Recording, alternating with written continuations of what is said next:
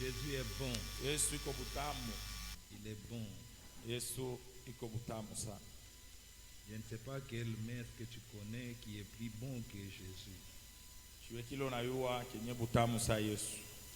Amen. Alors nous vous saluons au nom de Jésus. Tunamisalimia mu jina la Yesu.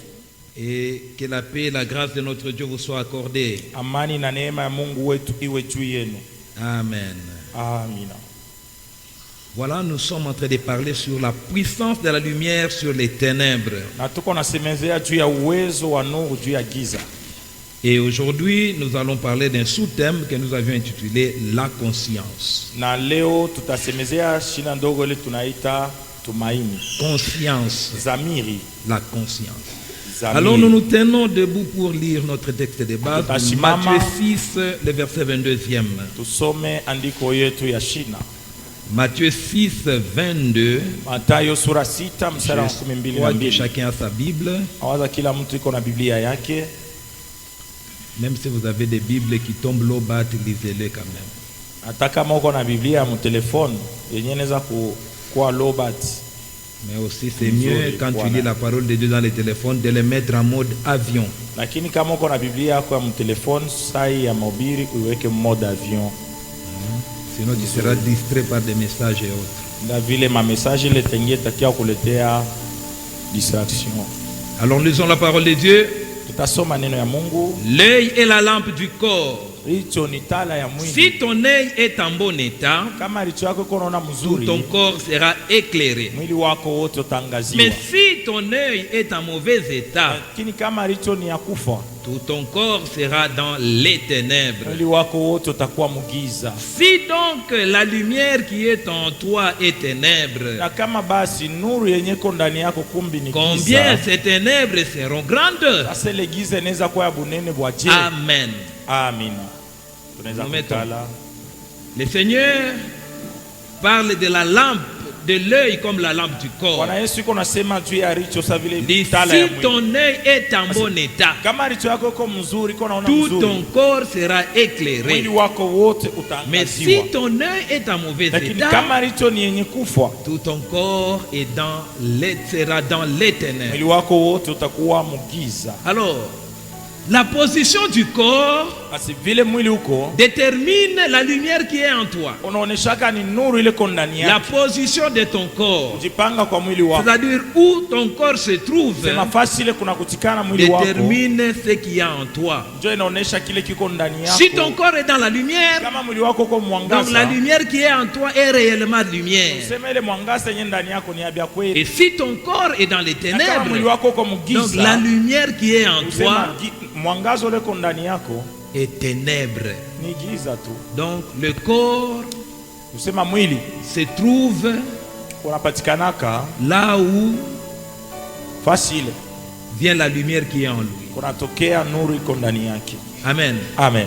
Si tu es dans la lumière, Kama uko donc la mwangaza, lumière qui est en toi est réellement lumière. usema mwangaza wa ndani yako ni wa Si bia tu es dans kweli. les ténèbres, Na kama uko donc la mugiza, lumière qui est en toi est ténèbre. usema mwangaza ule uko ndani yako ni giza. Alors, nous connaissons l'état de l'œil, Tunayuaka hali ya richo, non en regardant à l'œil, haina mkuriangalia richo. mais en regardant à la position du corps. Utajua hali ya richo ni kufuatana na hali ya mwili. C'est la position du corps Ni hali ya mwili qui montre réellement l'état de l'œil. tena inaoneshaka bia kweli vile richo Parce iko qu'il y en na. a qui ont des yeux Kuko bantu wengine biko na et qui macho voient vraiment bien, lakini banaonaka tu mais mzuri. qui ne savent pas distinguer Sasa abawi wake les kuachanisha, ténèbres de la lumière. abachanishake giza na Ils ont nuru. des yeux qui voient bien, Biko na macho yenye iko naona mais tu ils vitu ont un vyote. problème. Lakini biko njo na mambo Et c'est ce problème-là na ile mambo qui détermine l'état de leur njo corps. iko naonesha hali ya mwili wangu. Amen. Amen. Donc la position du corps Sema hali ya mwili ne dépend pas seulement de l'œil, haifuatanake paka tu na mais la richo. position du corps Lakini kujipanga kwa mwili dépend de l'esprit qui anime le corps. unafatanaka na wewe ile konaongoza mwili. Et l'œil Sasa richo est la lampe de l'esprit qui njo anime le nakuyaka corps. sasa Et la tala lampe ile de iko ndani. l'intelligence qui anime le corps. Na tena ni tala ya akili iko naongoza mwili wa mtu. Amen. Amen. Bien aimé, le point fort de l'intelligence, Kinene sana mwakili c'est la conscience. ni zamiri. Amen. Amen. Le point fort de l'intelligence, c'est Kitu la kinene conscience. sana Tu mwakili ya peux être mtu. intelligent, zamiri. Unaweza kuwa na akili mais tu es inconscient. lakini hauna njo zamiri. Vous savez, les blancs sont intelligents souvent, Na la yours- plupart des blancs. Bazungu ba mingi biko Généralement. bakiri Mais- zaidi. Lakini On dirait qu'ils ne sont pas conscients souvent.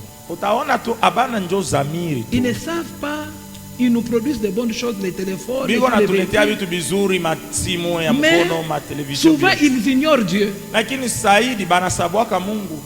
et ils sont toujours du côté du mal, Kisha wanakuwaka paka ngambo ya bubaya. malgré leur intelligence qui nous inventent des choses. Ingawa hata akili leko natumbia Vous bintu. savez, j'aime la définition de l'intelligence, Napenda de, vile de la banafasiria conscience. maana ya zamiri. On dit la conscience, Nasema zamiri c'est la représentation mentale claire ni namna ya kuona akili ya wazi de l'existence de la réalité de telle ou de telle autre chose. vile inaonyesha kuishi kwa mambo fulani wala ingine. La représentation mentale claire Kuonekana kwa akili ya wazi de l'existence de la réalité de telle ou de telle autre chose. ya kuishi kwa kintu fulani wala C'est-à-dire, kingine. en dehors de ce que nous voyons, au-delà de ce que nous voyons, Zaidi ya bintu vile tuko nous naona na devons macho, savoir découvrir une réalité dans ce que nous voyons. tunapasha kuvumbula kintu kiko napitikana Et c'est muvile tuko seuls naona. les conscients, c'est seuls les conscients Napaka tu bantu bale biko na qui zamiri. arrivent à trouver une réalité au-delà de ce que leurs yeux voient. Ndio banafikiaga uvumbula mambo mweko napitikana zaidi ya vile biko naona na macho. Et se positionnent maintenant par rapport à cette réalité-là. Na ndio banajipangaga kufatana na ile mambo vile kwa. Il ne se positionne pas par rapport à ce que les yeux voient, Abajipangake kufatana vile tu mais macho il inaona. se positionne par rapport à la réalité Ok. qu'il voit au-delà de ce que les yeux voient. Banajipangaka kufatana na mambo ile iko naona iko naishi zaidi ya vile macho iko naona. Nous avions dit la fois passée ici, Tusemaka hapa hivi. une jeune fille par exemple, Kwa mfano dada qui voit un jeune homme pauvre, mwenye anaona qui kiana la maskini demande en mariage, anapenda kumuoa, on la décourage. banamvunja ko, Non, celui-là, Ah, c'est il est Olivier. pauvre. Il est Mais masquine. lui, il ne voit pas les pauvres. lakini ye aone ule maskini Il voit au-delà, il Anaona voit au-delà de cette pauvreté-là. zaidi ya bule bumaskini, Et se positionne na anajipanga par rapport à ce que kufatana elle voit au-delà de ce iko que naona les autres voient. zaidi ya vile bengine bote biko naona. Amen, bien aimé. Amen.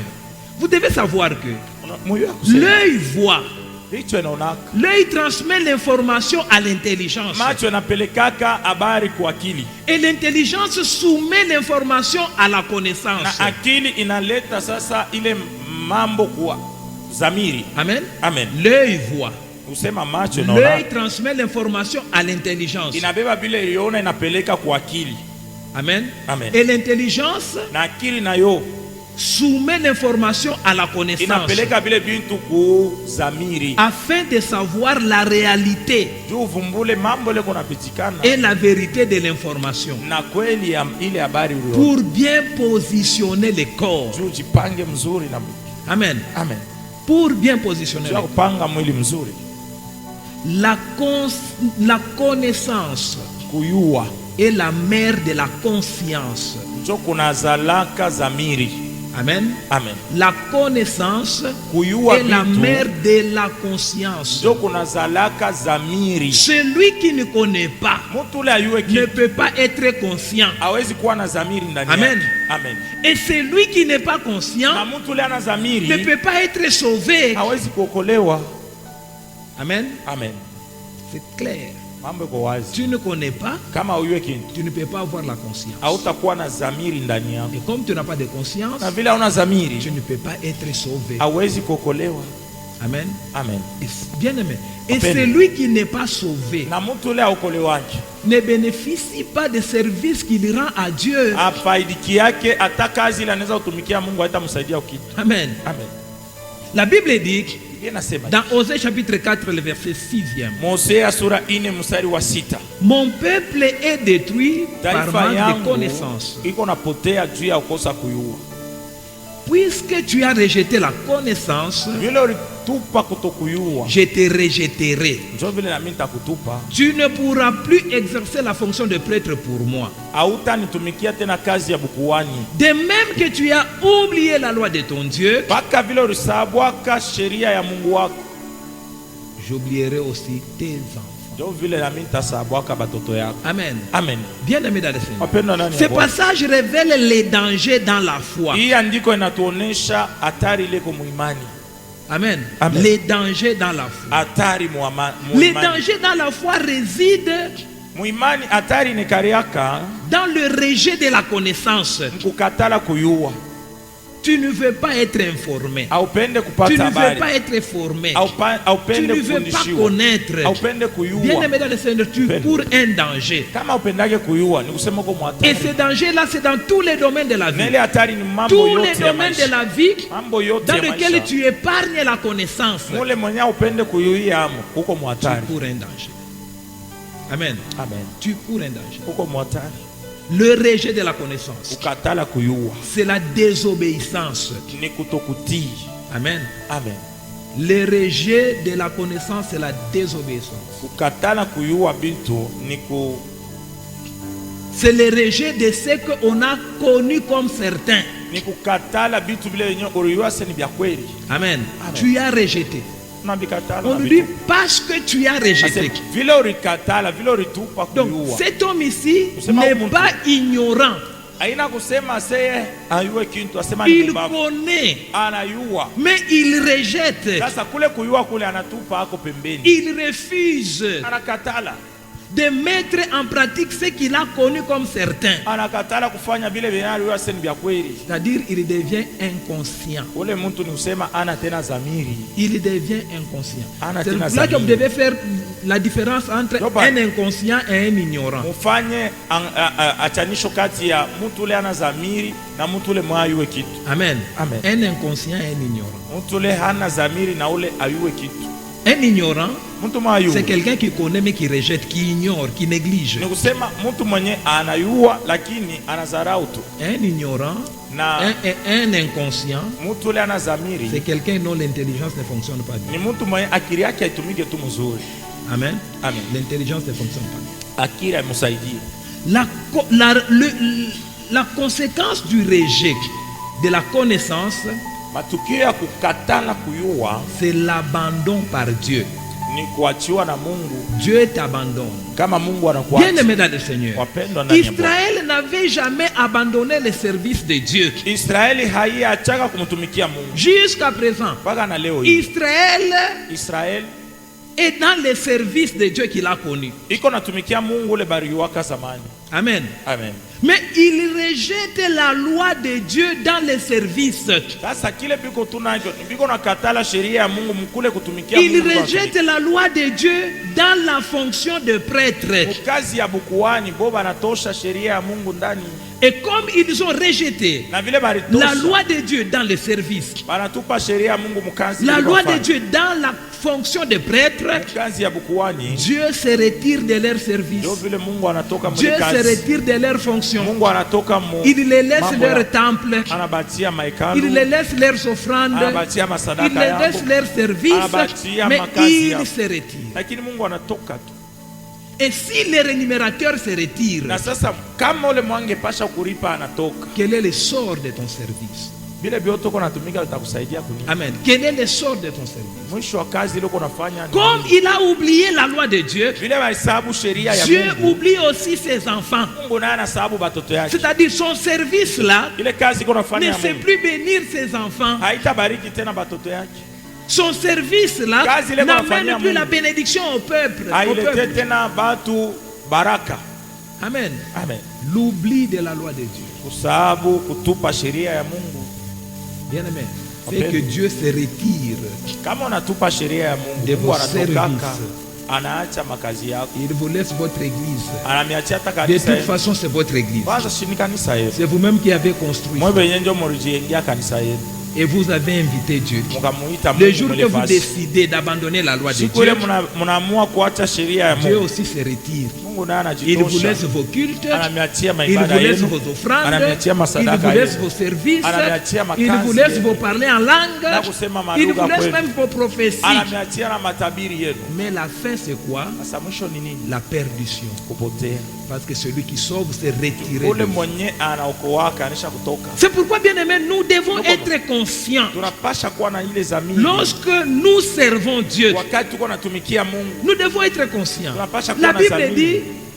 Biblia inasema, quand vous offrez, vous devez faire de sorte que votre offrande soit agréée. wakati mnatoa sadaka, mfanye nguvu sana sadaka yenu iitikiwe na Mungu. Amen. Que votre offrande soit agréée. Sadaka C'est-à-dire, yenu vous itikiwe. devez veiller, Sema msimamie sana pas kile kitu. seulement sur votre offrande, Hapana tu kusimamia mais kwa sur sadaka. les conditions de Dieu sur l'offrande, Kusimamia ile makanuni ya Mungu juu ya kutoa sur kwenye les sadaka. conditions de Dieu sur les cultes. Vile Mungu alisema juu ya kufanya ibada, Sinon, ça sera des choses inutiles, ça sera des La vie. pertes de temps. itakuwa ni kupoteza tu wakati. L'apôtre Paul dit, Mtume Paulo dans 1 anasema, Corinthiens chapitre 15, wa Korinto wa kwanza sura le premier et le 15 deuxième verset, mstari wa kwanza na wa pili. je vous rappelle, Mimi namikumbusha frères et sœurs, ndugu yangu, l'évangile que je vous ai annoncé, kama injili hii mimi nilimitangazia, que vous avez reçu hii injili et mlipokea dans lequel vous tenez ferme, na muhii injili munaisha kusimama hapo, c'est aussi par lui que vous êtes sauvés, ni tena kupitia hii injili ndio mnaokolewa. si vous le retenez dans les termes où je vous l'ai annoncé. Kama tu munaichunga muvile gisi nimitangazia hayo, Autrement,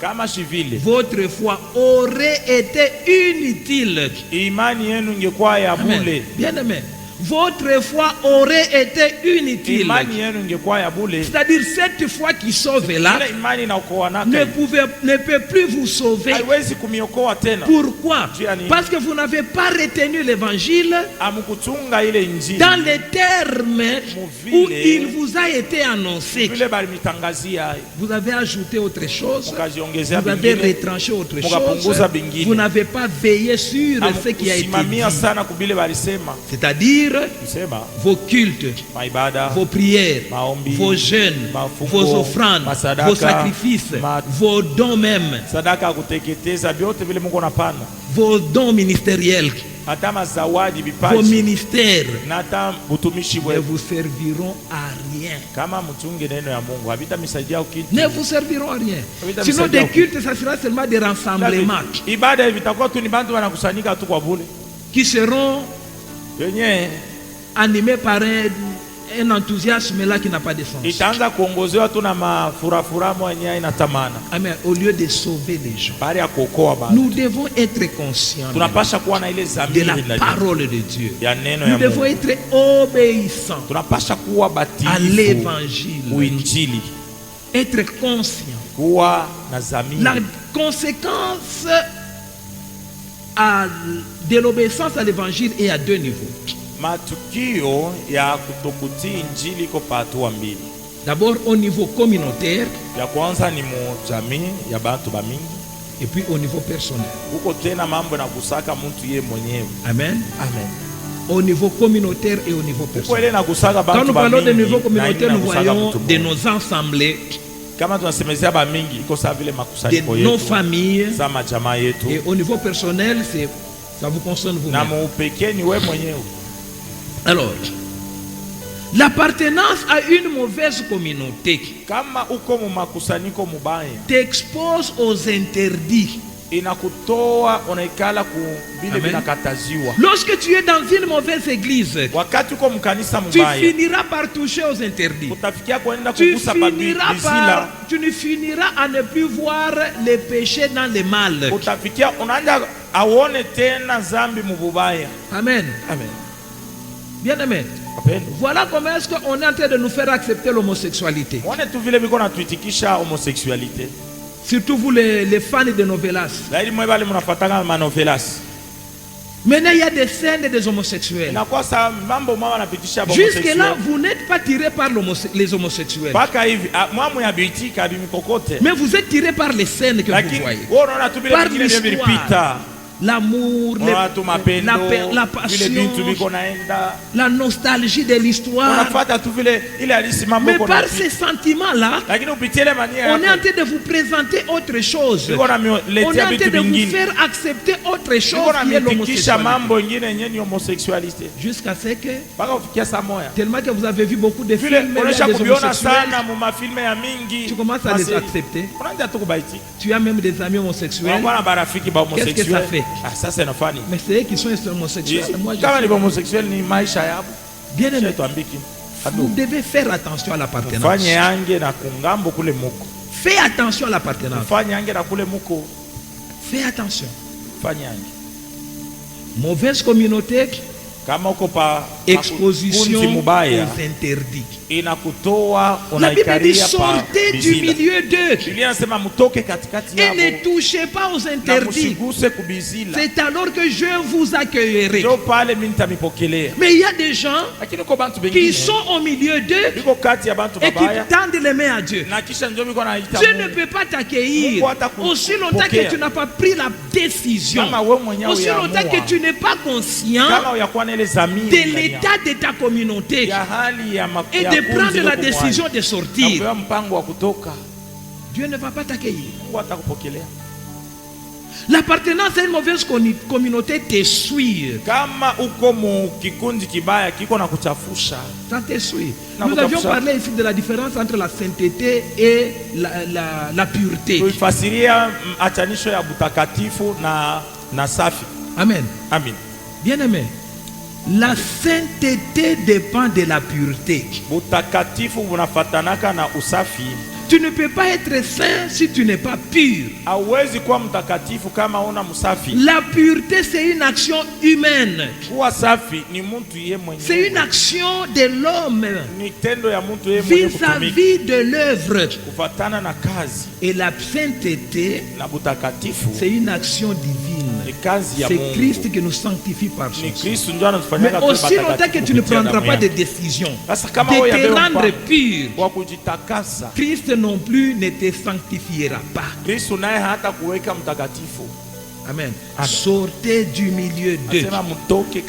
Ne touchez pas aux interdits. C'est alors que je vous accueillerai. C'est alors que vous serez pour moi des fils et des filles. 2 Corinthiens 6, 14e verset. Amen. Amen. La sainteté, action divine. La pureté, action humaine. L'appartenance à une mauvaise communauté révèle votre incompréhension de la parole de Dieu. Si tu t'es retrouvé dans cette communauté, c'est parce que tu as cru à leur message. Et si tu crois à un mauvais message, c'est parce que tu ne connais pas le vrai message. Tu ne connais pas la parole de Dieu. Amen, bien-aimé dans le Seigneur. Amen. Et ton incompréhension de la parole de Dieu t'amène à choisir une mauvaise communauté. Amen. T'amène à choisir une mauvaise communauté. C'est pourquoi, bien aimé dans le Seigneur, nous devons connaître la parole de Dieu. C'est une lampe à nos pieds. Ça nous permet de choisir nos compagnons. Amen. Amen. La Bible dit dans Hébreux chapitre 9. Hébreux 9, des versets 8e jusqu'au 9e. La Bible dit: le Saint-Esprit montrait par là que les chemins du lieu très saint n'étaient pas révélés tant que le premier tabernacle était dressé. Roho Mtakatifu kupitia ile mambo ilikuwa anaonesha kusema njia ya fasi takatifu ilikuwa yafika wakati wote ile hema ya zamani ilikuwa. C'est une illustration pour les temps présents.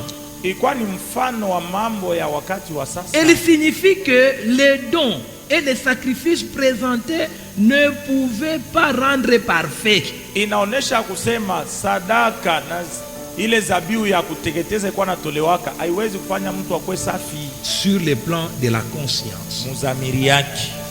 de celui qui prend part à ces cultes.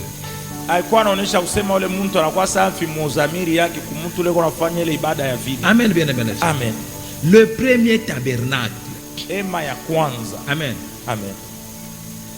Bien aimé dans le Seigneur, nous devons comprendre ça.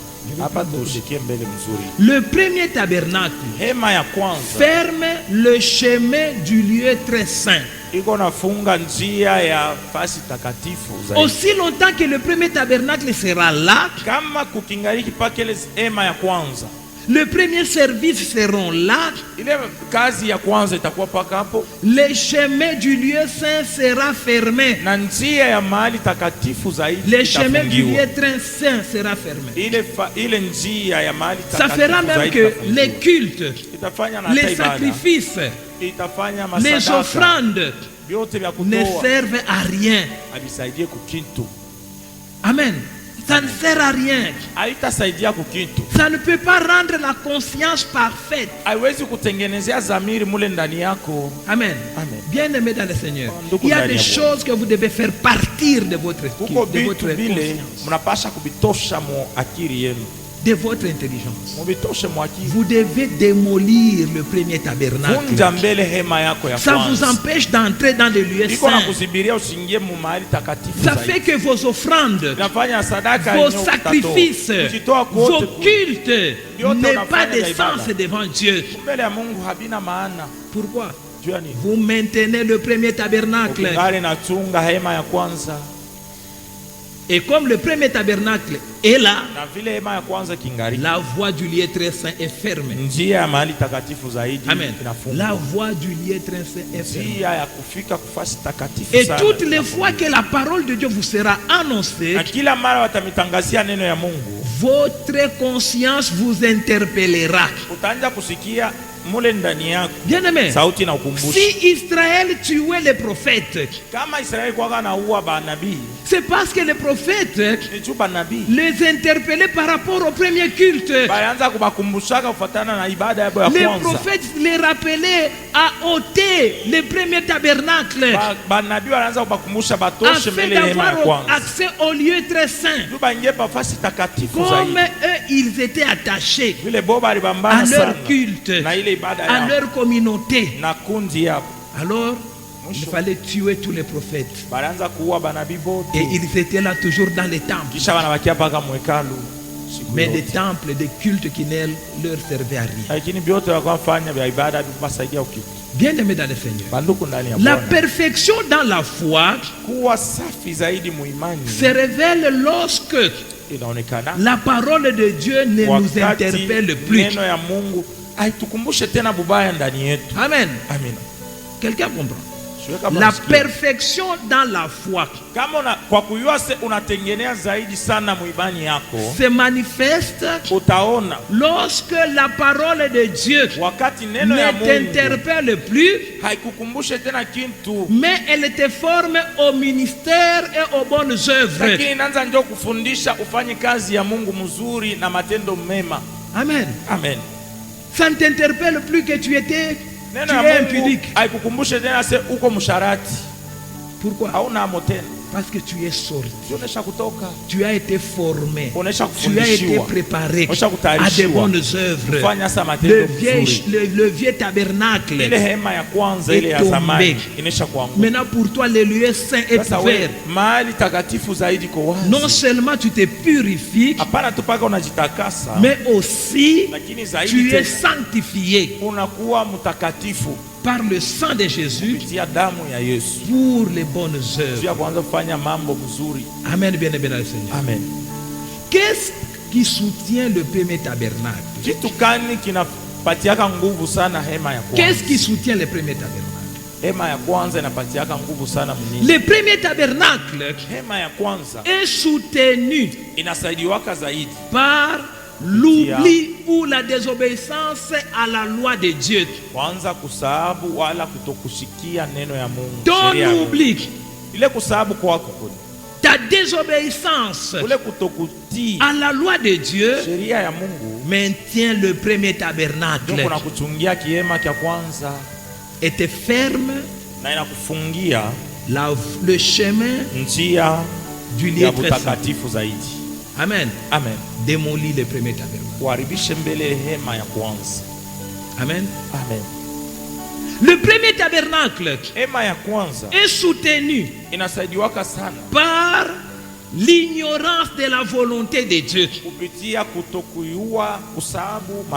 Comme tu ne sais pas poser la question à Dieu, comme tu ne sais pas identifier la volonté de Dieu, tes cultes, tes offrandes, tes sacrifices sont bloqués par le premier tabernacle. Et tu ne peux pas voir la gloire de Dieu. Amen. Amen. Le premier tabernacle est soutenu par tes habitudes au service. Amen. Amen. Tu ne cherches plus la révélation. Tu ne cherches plus à présenter Dieu autrement. Tu es habitué dans ce que tu fais. Tu as déjà retenu quelques passages en tête. Si on te réveille, tu connais déjà tes passages. Tu montres. Il n'y a plus de désir de révéler Dieu. Il n'y a plus de désir d'entrer dans la profondeur. Tu es habitué à la chair. Tu n'as plus de temps de prière. Tu n'as plus de temps de méditation. Amen. Tu es habitué. Tu connais Dieu. Bien aimé, Dieu a une sagesse infiniment variée. Si nous restons seulement dans ce que nous avons appris, sans chercher à découvrir d'autres dimensions en Dieu, nous serons sous le premier tabernacle. Israël est toujours dans ce tabernacle. Pourquoi? Ne veut pas chercher Dieu en profondeur. Qu'est-ce qui soutient le premier tabernacle? L'inconscience. L'inconscience. Tu n'es pas conscient de ta situation. La Bible même dit: ayez conscience de votre misère. Bien aimé dans le Seigneur, la conscience de ton état doit te pousser à chercher Dieu, doit te pousser à découvrir les obstacles qui font que ta vie demeure comme ça. Amen. Amen. Ça doit te pousser dans des prières. Ça doit te pousser dans des jeûnes personnels. Ça doit te pousser dans des recherches de Dieu. La conscience. C'est les inconscients. Ils attribuent leur prophète à Tshisekedi. Alors que Tshisekedi n'a que seulement 7 ans, 6 ans. Et ta pauvreté date de longtemps. Comment tu veux l'attribuer? Bien aimé. Et conscience de ta. Alors nous allons prendre quelques exemples dans la parole de Dieu d'une mauvaise prise de conscience. Une mauvaise prise de conscience. Nous sommes dans Genèse chapitre 3. Bien aimé, vous devez faire attention aux choses qui réveillent votre conscience. Genèse 3, le verset 1er. Nous allons lire jusqu'au 7e. Même jusqu'au 8e. Voilà. La Bible dit, je lis en français pour aller vite. Le serpent était le plus rusé de tous les animaux sauvages que l'Éternel avait fait. Il dit à la femme: Dieu a-t-il vraiment dit: vous ne mangerez aucun des fruits de l'arbre du jardin? La femme répondit au serpent: nous ne mangerons du fruit des arbres du jardin. Nous mangerons du fruit des arbres du jardin. Cependant, En ce qui concerne le fruit de l'arbre qui est au milieu du jardin, Dieu a dit, vous n'en mangerez pas et vous n'y toucherez pas, sinon vous mourrez. Le serpent dit alors à la femme, vous ne mourrez absolument pas, mais Dieu sait que le jour où vous en mangerez, vos yeux s'ouvriront et vous serez comme Dieu. Vous connaîtrez le bien et le mal.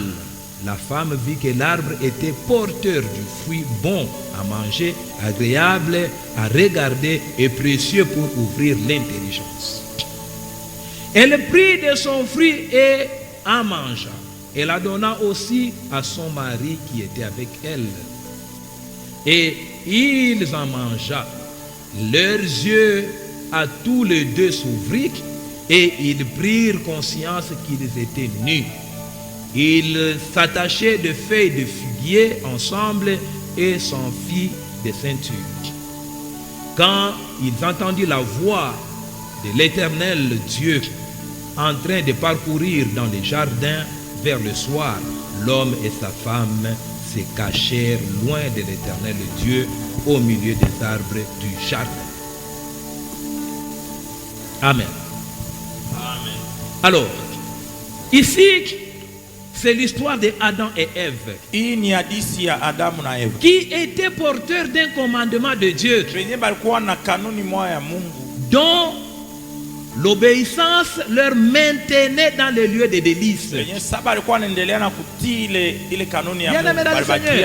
L'obéissance à la parole de Dieu te maintient dans le jardin de Dieu. Amen. Amen. Dans le jardin de Dieu, tout est facile. Tout est facile. On ne met pas de l'engrais quand on cultive. C'est le lieu de délices. Le lieu de la bénédiction. Aussi longtemps que tu seras obéissant à la parole de Dieu, tu seras dans le jardin de Dieu. Amen. Dans le lieu de délices. Ce couple était là. Mais il s'était laissé éclairer par une parole qui n'était pas celle de Dieu. Amen. Amen. Cette parole-là leur parlait de réalité, mais en cachant la vérité. Amen. Amen. Ils entendaient des paroles qui leur disaient des réalités, mais qui cachaient la vérité. Amen. Amen. Et aujourd'hui, bien-aimés, beaucoup de chrétiens sont chrétiens, pas parce qu'ils avaient entendu la parole de Dieu, mais parce qu'ils avaient entendu les hommes parler de Dieu. Amen. Amen. Je ne sais pas si c'est ton cas. Qu'est-ce qui a fait de toi chrétien? La parole de Dieu ou les paroles des gens qui parlaient de Dieu? Ici Satan est venu leur parler de Dieu. Amen. Amen. Il les a parlé de réalité. Amen. Amen. Je crois que je vous avais expliqué sur la différence entre la vérité et la réalité. La réalité, c'est une vérité qui est appelée à changer.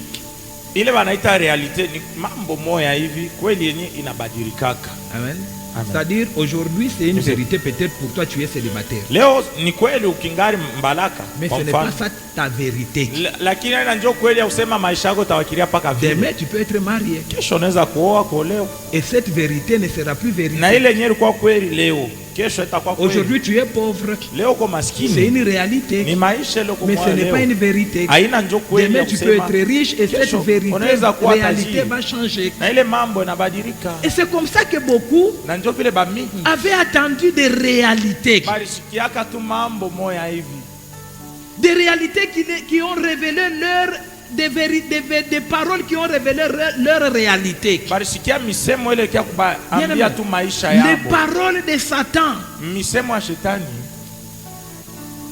on poussait ce couple à manger, à désobéir. Et ils avaient connu leur réalité. Ils étaient nus. Amen. Amen. Ils étaient nus. Pourquoi? Ils avaient entendu des réalités. Mais ils n'étaient pas morts. Adam a fait 900 quelques. Adam aliishi miaka zaidi ya 900. Amen. Amen. On dirait que Dieu était menteur. Mais il vivait. Il attendait. Je vais mourir.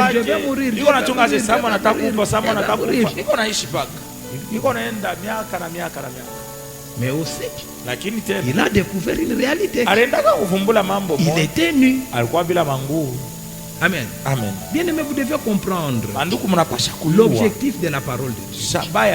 L'objectif de la parole de Dieu n'est pas de dévoiler votre nudité, n'est pas de vous montrer votre état. L'objectif de la parole de Dieu, c'est de révéler la gloire de Dieu. Amen. Amen. Révéler la gloire de Dieu, pas pour révéler votre état. Comme ils ont connu leur état, loin de la parole de Dieu, ils sont partis chercher des solutions. Comment nous allons cacher notre nudité? Amen. Amen. Bien-aimés, faites attention à ces gens-là qui vous révèlent des choses. Tu es pauvre, c'est-à-dire dans ta famille. C'est des réalités, bien-aimés. C'est des choses que vous vivez. Mais faites attention. Ça va vous pousser à aller chercher des solutions loin de Dieu. Amen. Amen. Ils étaient dans les jardins. Ces lieux de délices. Ils étaient nus. Mais cela ne dérangeait pas leur bien-être. Mais depuis qu'ils avaient découvert qu'ils étaient nus, ils sont maintenant à la recherche de solutions. Solution où? Aux feuilles. Il cueille les feuilles le matin, il ferme, le soir ça sèche, ça tombe. Il doit encore courir. Voilà comment est-ce que les faux prophètes ont pris vos frères en otage. Aujourd'hui tu payes l'huile, tu bois, tu es soulagé. Le soir avant de dormir, tu appelles encore. Dieu a dit quoi? Non, prends l'huile, verse encore dans la porte. Tu verses. Le matin tu te réveilles encore. Tu deviens esclave parce que tu es parti chercher des solutions loin de la parole de Dieu. Tu es devenu esclave des hommes. Amen. Esclave. Prophète a fait prophète. Tu veux connaître plus de réalités. Mais depuis que tu connais ces réalités-là, qu'est-ce qui a changé? Hein, maman? Depuis que tu cherches les prophètes, tu les amènes, tu leur expliques tes problèmes. Qu'est-ce que tu as trouvé? Les mêmes problèmes demeurent. Rien n'a changé. Rentre seulement à Dieu. La gloire de Dieu va cacher ta nudité. L'obéissance à la parole de Dieu va te faire oublier que tu es nu. Tu es conscient de ta nudité parce que tu prêtes oreille au diable, aux gens qui parlent des choses de Dieu, mais ils ne parlent pas de Dieu. Amen. Il parle des choses de Dieu, mais il ne parle pas de Dieu. L'objectif de la parole de Dieu, c'est de révéler Dieu. Ce n'est pas de te révéler tes réalités. Amen. De révéler Dieu, pas de révéler tes réalités. Amen. La connaissance de Dieu Kuyua Mungu nous amène à changer notre attitude vis-à-vis de Dieu et vis-à-vis des hommes. Amen. Amen. La connaissance de Dieu nous amène à changer d'attitude vis-à-vis de Dieu. Celui qui connaît Dieu, la Bible dit, ceux du peuple qui connaîtront leur Dieu agiront avec fermeté. Amen. Pourquoi? Pourquoi il est ferme? Pourquoi il est inébranlable? Parce qu'il connaît Dieu. Maintenant, pourquoi tu vacilles? Pourquoi tu vas prophète après prophète? Parce que tu ne connais pas Dieu. Tu ne connais pas Dieu. Bien aimé dans le Seigneur, notre changement d'attitude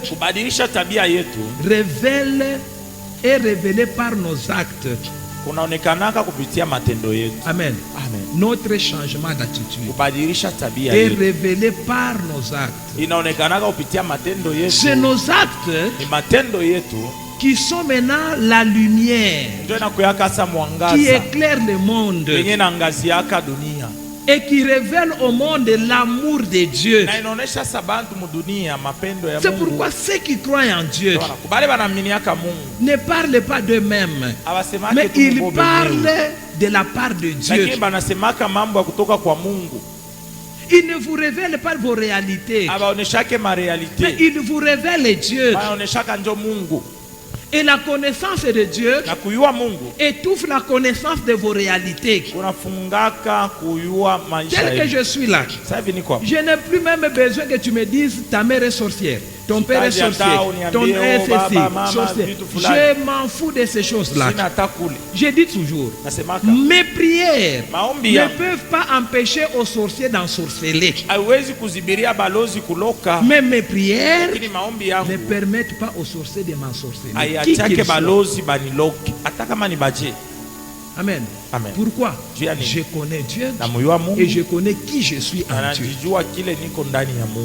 Amen. Amen. Les paroles de Satan qui étaient réelles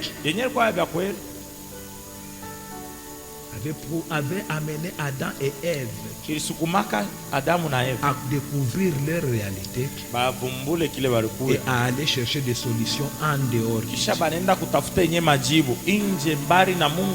Amen, bien aimé. Amen.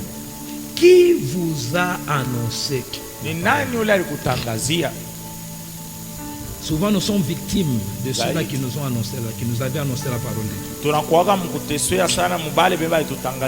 Il y en a qui sont tombés entre les mains des prétendus prophètes. Alors,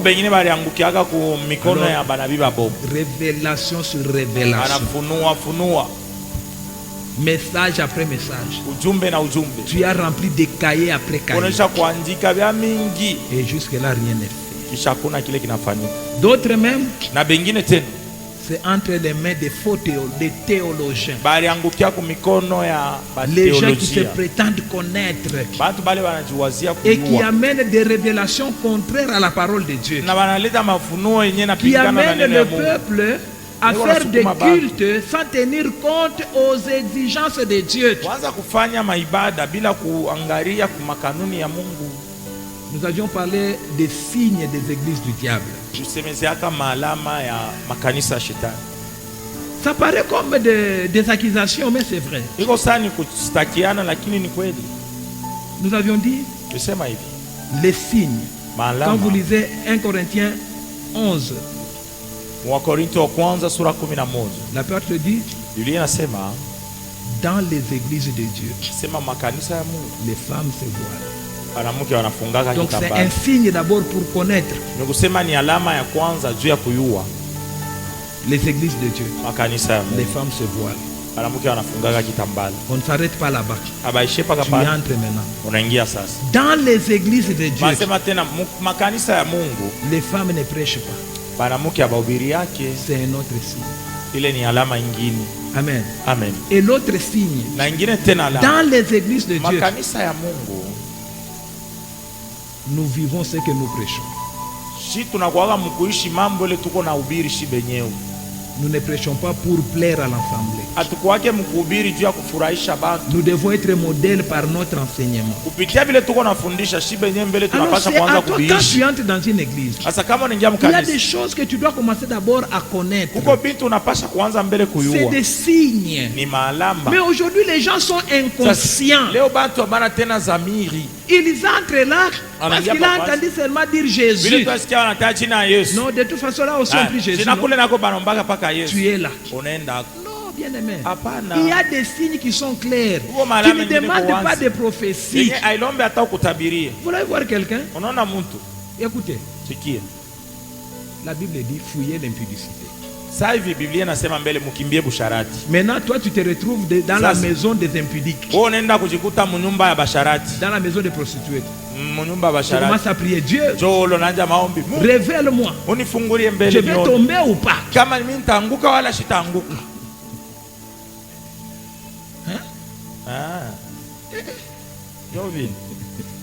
La Bible dit fouiller. La Bible n'a pas dit prier. Fouille seulement. C'est fini. Amen. L'apôtre dit, 1 Corinthiens chapitre 4. Premier verset et deuxième. Mais l'Esprit dit expressement que dans le dernier temps, certains abandonneront la foi pour s'attacher à des esprits trompeurs et à des doctrines des démons, car ils seront égarés par l'hypocrisie des menteurs dont la conscience est marquée par le fer rouge. C'est-à-dire, ils sont là, soi-disant serviteurs de Dieu. Ils sont conscients de ce que la parole dit. Ils sont aussi conscients de ce qu'ils enseignent. Ils savent que ce que nous prenons, la parole de Dieu contredit. Alors comme ils ont fait des soi-disant études théologiques, ils vous amènent des explications démoniaques qui ne sont pas soutenues par la parole de Dieu. Et leur objectif c'est quoi? Détourner les gens de la foi. Pas des églises. Les gens seront dans des églises, mais des églises qui ne seront plus dans la foi. Des églises qui vont rejeter la saine doctrine. Et ils vont soumettre le peuple aux enseignements des démons. Bien aimé dans le Seigneur, je l'ai dit. L'objectif de la parole de Dieu, c'est de révéler la gloire de Dieu. Amen. Révéler la gloire de Dieu. Ce n'est pas de te rendre intelligent pour que tu commences à violer la parole de Dieu. Non. Ça doit te révéler la gloire de Dieu. Ton intelligence vient de la gloire de Dieu. Amen. Amen. Pas de la connaissance erronée. Qui n'ont pas de fondement biblique. Qu'on ne sait pas prouver par les écrits. Amen. Amen. La Bible dit, Jean chapitre 17, le verset 1 à 5. Écoutez la volonté de Dieu. La Bible dit, après ces paroles, Jésus leva les yeux vers le ciel et dit, l'heure est venue. Révèle la gloire de ton Fils, afin que ton Fils aussi révèle ta gloire. Tu lui as donné pouvoir sur tout être humain, afin qu'il accorde la vie éternelle à tous ceux que tu lui as donnés. Oh, la vie éternelle, c'est qu'ils te connaissent, toi, le seul vrai Dieu, et celui que tu as envoyé, Jésus-Christ. j'ai révélé ta gloire sur la terre. J'ai terminé ce que tu m'avais donné à faire. Maintenant, Père, révèle toi-même ma gloire auprès de toi,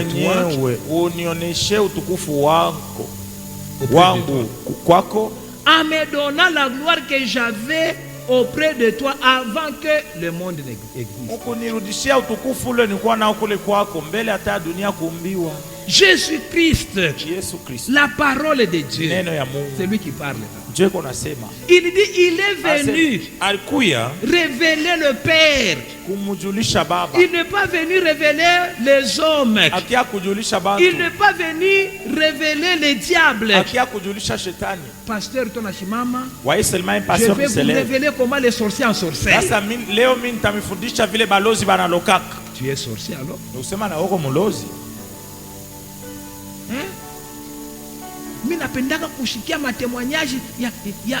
Moi j'aime beaucoup écouter les témoignages des anciens sorciers. Pour que tu fasses aussi les stages dans la sorcellerie ou quoi? Écoute la parole de Dieu. Écoute les témoignages de Jésus. C'est ce qui va bâtir ta foi. Les témoignages des anciens sorciers là amènent même la peur, la crainte. Depuis que tu avais écouté ces témoignages là, maintenant regarde ton attitude. Il ne faut pas laisser ça dehors. Il ne faut pas faire ça.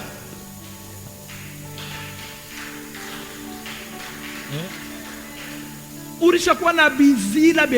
y a maintenant trop d'interdits. On ne fait jamais ça. Pourquoi? Vous savez, il y a des choses que nos parents nous disaient à cause seulement de la propriété.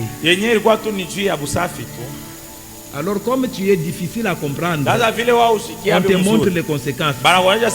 Si tu laisses les malaxeurs sans laver là, tu auras des lèvres comme ça. Maintenant, toi, par peur d'avoir les lèvres comme ça, tu laves. Parce que si on te dit seulement de laver, tu ne vas pas laver.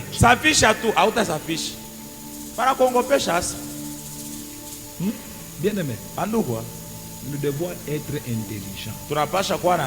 Nous devons connaître la parole de Dieu. Nous devons savoir révéler la gloire de Dieu. Jésus-Christ lui-même, la mission que le Père lui avait donnée, c'est de révéler la gloire de Dieu, de faire connaître Dieu, pas de révéler les péchés des gens. C'est pourquoi il dit, moi je ne suis pas venu condamner.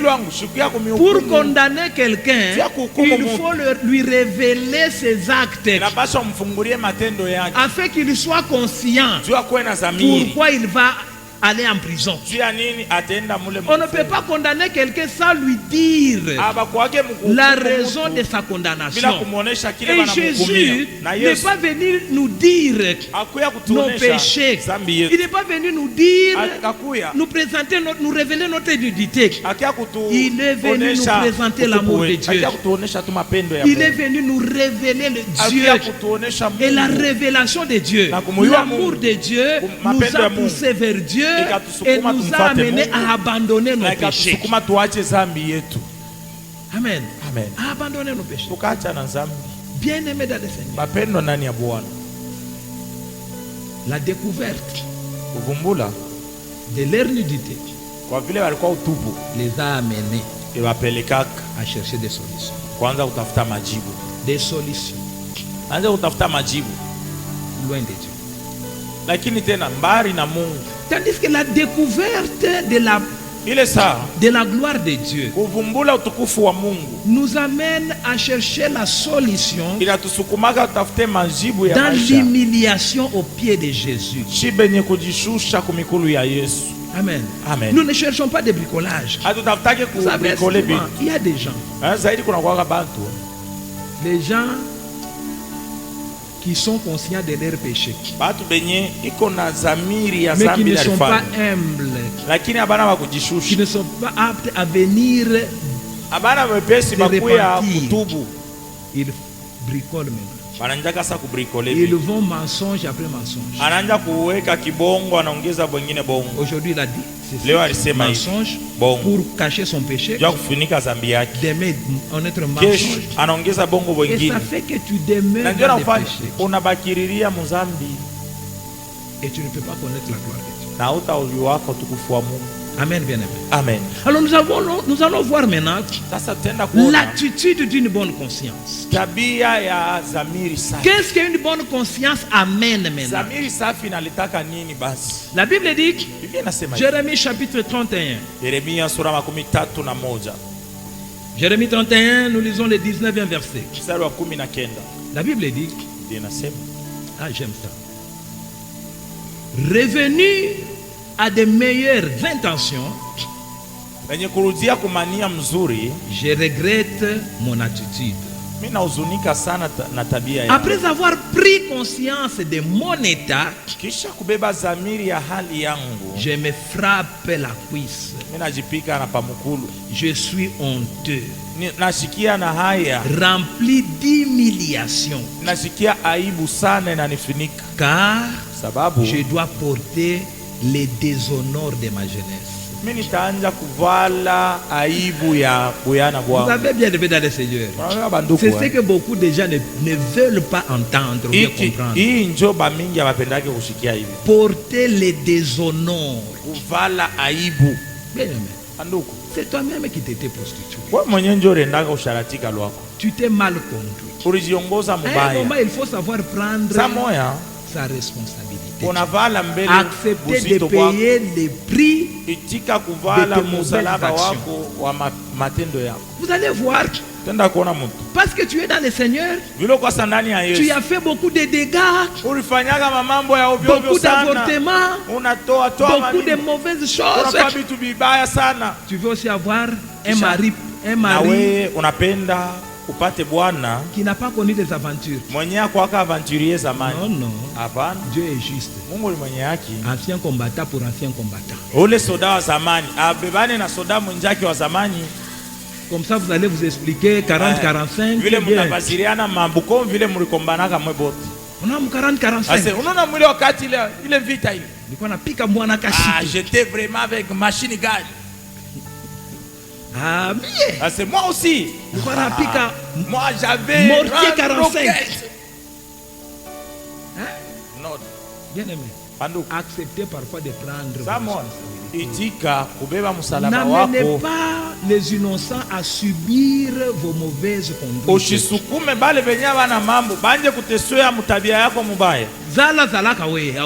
Tu commences maintenant à attendre les enfants qui n'ont plus de maternité.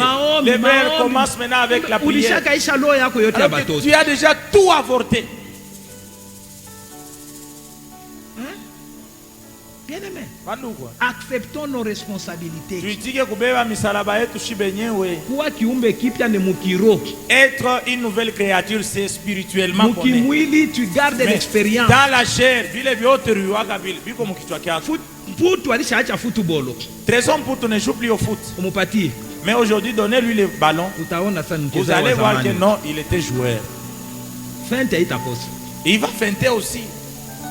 Il va dribbler. Amen. Un ancien joueur, tu vas reconnaître. Bien aimé dans le Seigneur. Acceptons nos responsabilités. Oui, oui, Seigneur, j'ai fait ça. Moi, je mérite une punition. J'accepte de te suivre. Même si je serais célibataire, même si je serais pauvre, même si c'est en prison, j'accepte. L'autre fois, je disais Ouliouane, si tu as tué quelqu'un, tu viens chez moi. Oh Seigneur et pasteur, c'est moi qui a tué le papa des autres. Je vais t'amener au parquet. Le magistrat, c'est un serviteur de Dieu. Pourquoi je vais t'amener au parquet? C'est le magistrat. Pour te sauver. Parce que cette famille-là est en train de faire des recherches. Elle veut connaître qui a tué. Alors pour te sauver, magistrat, si te prend, Kassapa dedans, il te préserve de cette famille. Là tu vas prier bien Dieu. En prison. Mais toi tu as tué. Tu ne veux pas qu'on te dévoile. C'est lui qui ne te dévoile pas, qui qu'il soit.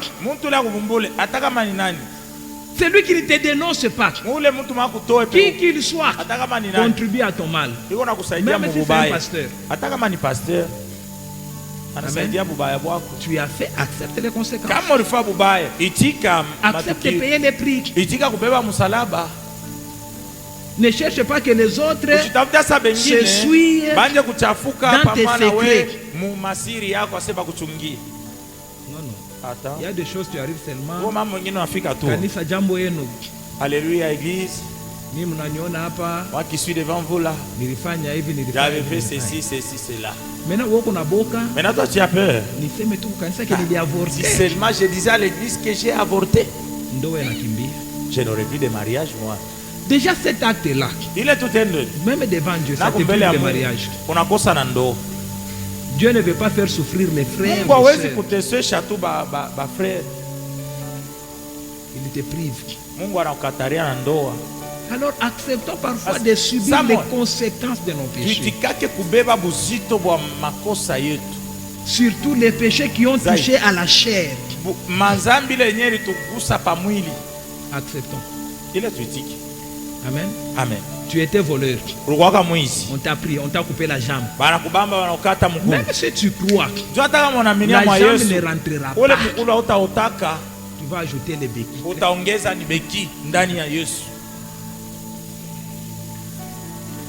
Amen. Amen.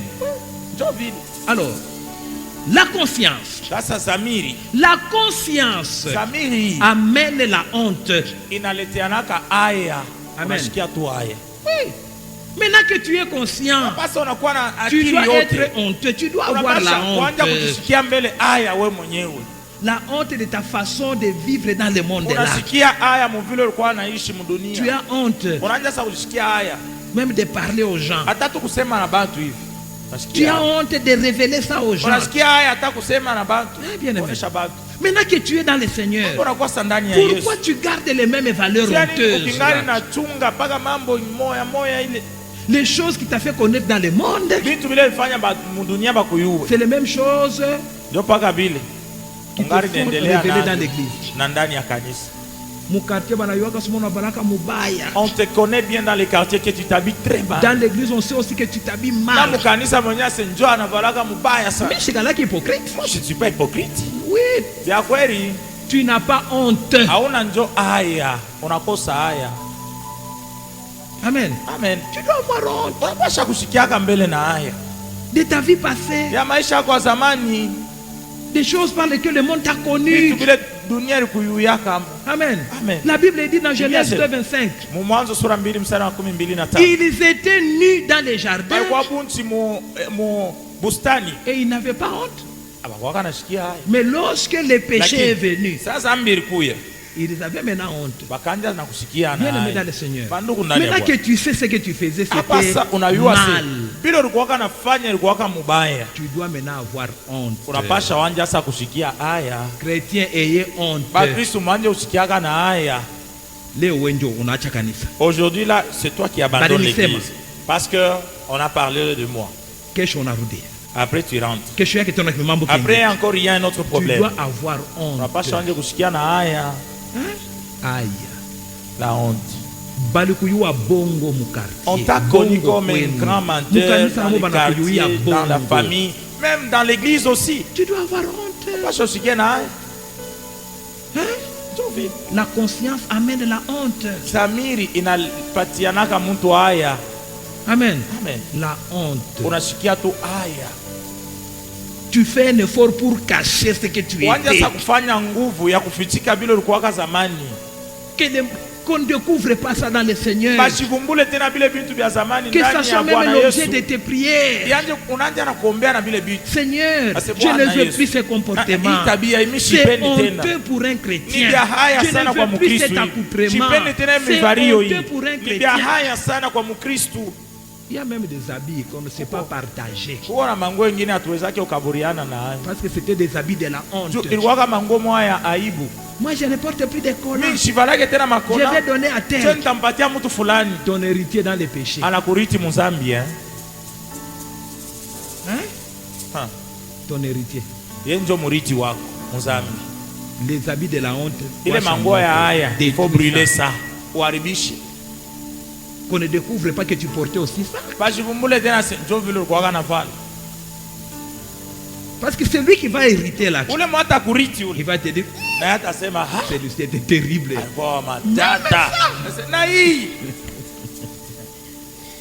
Amen. Amen. Bien aimé. La conscience amène la responsabilité. Tu deviens responsable de ton passé, responsable de ton avenir. Amen. Sois responsable maintenant. Assume. Amen. Assume. Assume tes responsabilités. Parce que tu es conscient de ce que tu es. Tu étais pécheur. Assume. Tu es chrétien. Assume la chrétienté. Amen. Assume. La conscience amène de bonnes intentions. Amen. Amen. Tu ne peux pas être dans la foi et avoir toujours les mêmes intentions là. De détruire les vies des gens, détruire les couples des gens, détruire les familles des gens, détruire le travail des gens par des mensonges, par des colportages. Tu prends le passé des gens, c'est toi maintenant qui brandis. Panneaux publicitaires de passé des gens.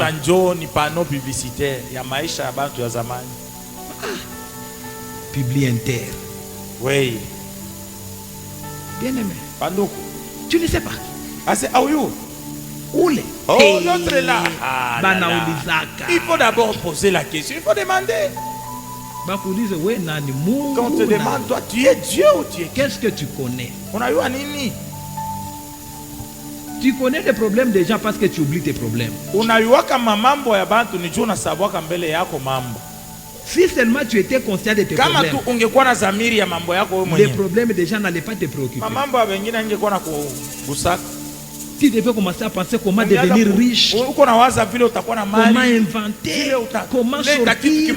Quand tu es inconscient de tes problèmes, tu es inconscient de la foi, tu es inconscient de la conversion, tu n'as pas un cœur gracieux.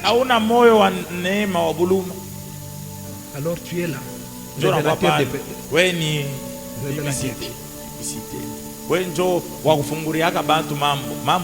Si le ministère de Aner était dans la foi, toi tu serais Aner.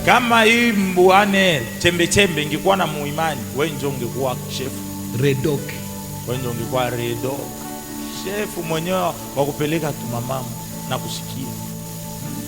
Dieu merci que ce ministère n'est pas dans l'église. Bien aimé dans le Seigneur. Les mauvaises intentions. Mawazo mubaya. Amen. La conscience ôte les mauvaises intentions. Avant de faire quelque chose, tu es conscient de ce que ça peut faire. Si je dis ça, qu'est-ce que ça va faire? Tu es conscient des conséquences de tes mensonges.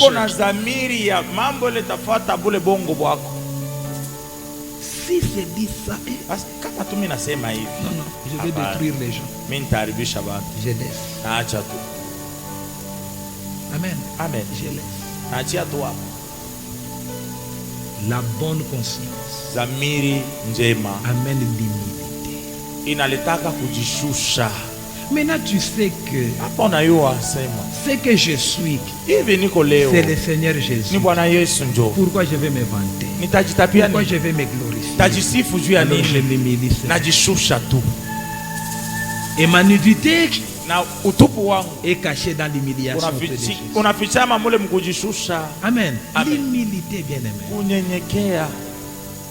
Ce n'est plus moi qui vis, c'est Christ qui vit en moi. Hein? Bien-aimé. C'est Christ qui vit en moi. Ce n'est plus moi. Pourquoi je vais me vanter? Pourquoi je vais me glorifier? Toute cette gloire, je remets à Christ. Et ma nudité est cachée dans la gloire de Christ. Ma nudité n'est pas révélée par des prophètes, mais elle est cachée dans la gloire de Christ. Bien-aimé dans le Seigneur, nous devons être conscients. Sois conscient de ton appel. Sois conscient de ta misère. Sois conscient de tes péchés. Sois conscient de ton appel. Sois conscient de ton travail. Sois conscient de ton prochain. Sois conscient. Est-ce que quelqu'un peut dire d'abord sois conscient? Ne dis pas à ton prochain. Je n'ai pas dit de dire à ton prochain.